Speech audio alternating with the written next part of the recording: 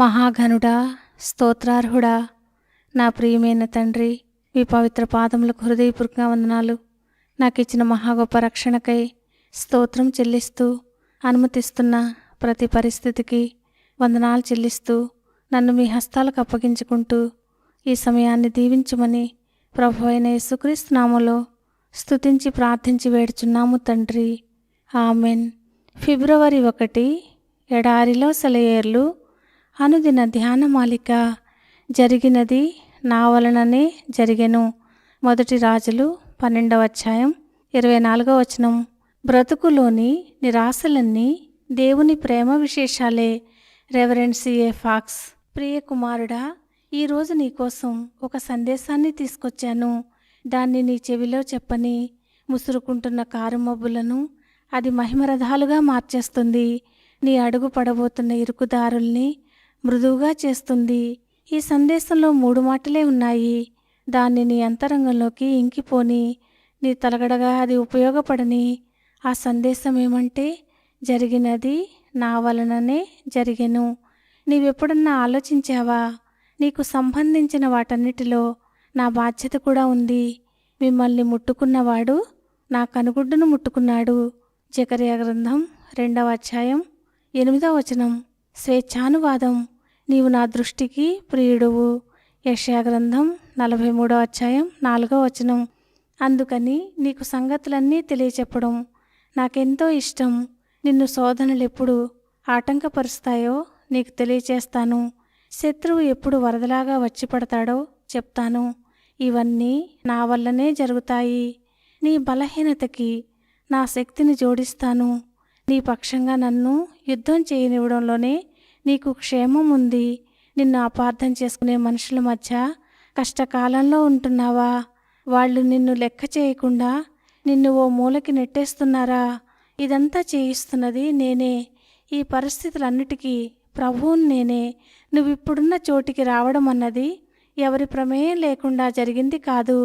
నేను నీ కోసం నిర్దేశించిన స్థానమే ఇది. విధేయతను నేర్పమని అడిగావు కదూ. ఆ పాఠం నేర్పే బడిలో నిన్నుంచాను. నీ పరిస్థితులు నా ఇష్టాన్ని నెరవేరుస్తున్నాయి. గడ్డు పరిస్థితుల్లో ఉన్నావా? నువ్వు గడించేది పొట్టకూటికే సరిపోవడం లేదా? ఇదంతా నా వలననే జరుగుతున్నది. నీ మనీ పర్సు నా చేతిలోనే ఉంది. నా మీద ఆధారపడి నా దగ్గర నుండి డబ్బు తీసుకో. నా సంపదకి అంతులేదు. ఫిలిప్పీ 4:19. నా వాగ్దానాలను స్వంతం చేసుకో. మీ దేవుడైన యెహోవా యందు మీరు విశ్వాసం ఉంచలేదు.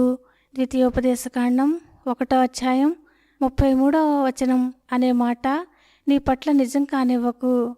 శోకాల చీకటిలో ఉన్నావా? నేనే దానికి కారకుణ్ణి. నేను చింతలెన్నిటినో అనుభవించాను. దుఃఖం అంటే ఏమిటో నాకు బాగా తెలుసు. ఇహలోకపు ఆదరణలు నీకు సహాయపడకుండా చేశాను. ఎందుకంటే నా వైపుకి తిరగడం ద్వారా నీకు శాశ్వతమైన ఓదార్పు కలుగుతుంది. తెస్సలోనికీయులకు రాసిన 2వ పత్రిక 2వ అధ్యాయం 16-17 వచనాలు. నా కోసం ఓ గొప్ప కార్యాన్ని తలపెట్టి ఇప్పుడు బాధలో, నీరసంలో రోగివిగా ఉన్నావా? ఇది నా వలన జరిగినదే.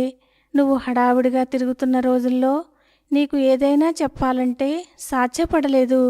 నీకు కొన్ని లోతైన అనుభవాలను నేర్పుదామనుకున్నాను. ఊరక నిలిచి చూస్తుండేవాళ్ళు కూడా తమ ధర్మాన్ని నిర్వర్తిస్తున్నవారే.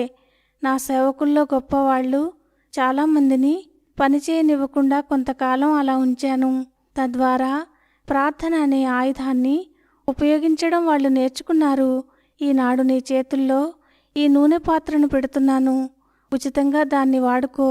నీకెదురయ్యే ప్రతి పరిస్థితిని, నిన్ను గాయపరిచే ప్రతి మాటని, నిన్ను సహనం కోల్పోయేలా చేసే ప్రతి ఆలస్యాన్ని, నీ బలహీనతని నువ్వు గ్రహించిన ప్రతి సమయాన్ని ఆ నూనెతో అభిషేకించు. అన్ని విషయాల్లోనూ నా జోక్యాన్ని నువ్వు అర్థం చేసుకున్నట్టయితే నీలో కలుక్కుమనే బాధ ఉండదు. ఇది నా వల్లనే అన్నాడు రక్షకుడు. వంగి నా నుదురు ముద్దు పెట్టుకున్నాడు. నిన్ను ప్రేమిస్తున్నవాడే దీన్ని చేశాడు. నన్ను నమ్మి ఇప్పటికీ ఓపిక పట్టు. నీ అవసరాలు తెలుసు నీ తండ్రికి. నీకు దొరకని వాటి కోసం బాధపడకు. నేను పంపేవే నీకు క్షేమకారకాలు. నీళ్లు నిండిన కళ్ళతో వేడుకున్నాను. ప్రియ ప్రభు, క్షమించు, గ్రహించలేకపోయాను. నేను వెళ్ళే ప్రతి దారిలో నాకంటే ముందు నీ పాదాలు వెళ్ళాయి. నా క్షేమానికి ఇదే సరైనది. అందుకే పాడతాను. నీ కృప నాకు సరిపోతుంది. నువ్వు ఏర్పరిచినదే నాకతి మధురం. దేవుడు ఈ మాటలను దీవించునుగాక. ఆమెన్.